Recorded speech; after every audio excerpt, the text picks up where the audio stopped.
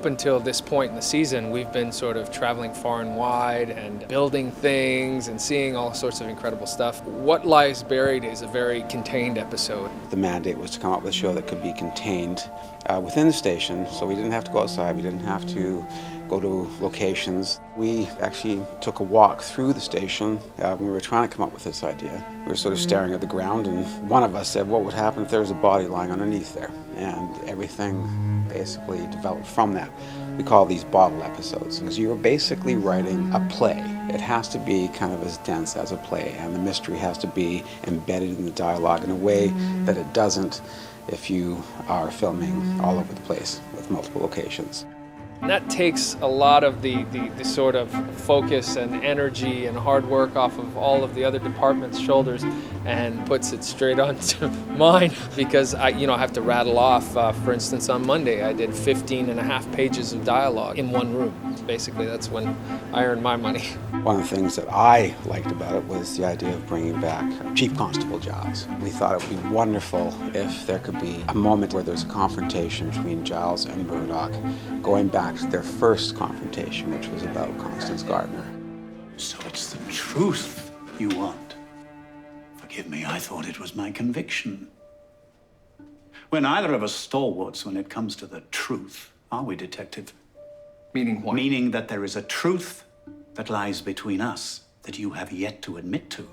The entire episode is filmed in the station, Brackenby's office, Murdoch's office, the bullpen, and the interview room. Police station in Murdoch's era. It was on the north side of today's Dundas Street, just east of Parliament. It was a combination building of police station and fire hall. Then they opened Regent Street, which is a little street that runs near Regent Park.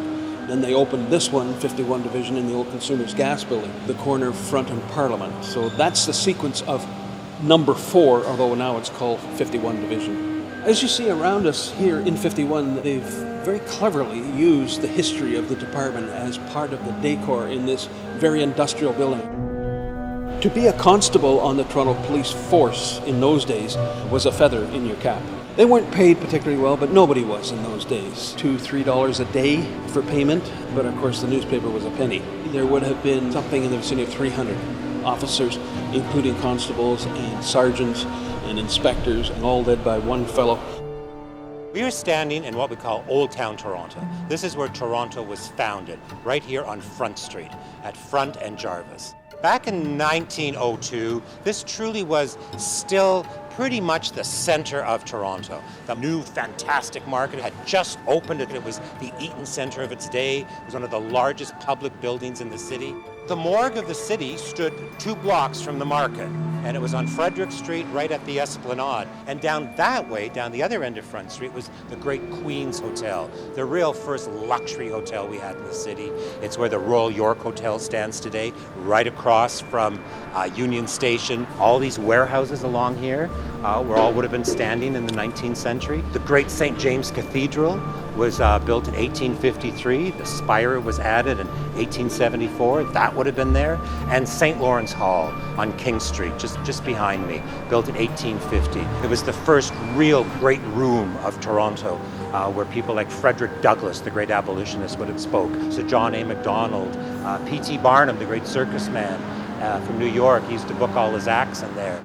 This would have been a real mixed neighborhood in the early 1900s. And some of the key kind of landmarks would have been, firstly, the massive gasworks that was located around Front and Parliament Street, the 51 Division Police Headquarters and the Canadian Stage Building, as well as the Canadian Opera Company Building, which are all quite lovely old buildings, would have originally been part of this gasworks. At that time, many houses and businesses would still have been lit and fueled by gas. The Distillery District would also have been a key landmark in Corktown in 1902. The breweries and distilleries would still have been major employers in the neighborhood. A couple of the oldest churches in the city are located in Corktown. Little Trinity Anglican Church is the oldest standing church in Toronto.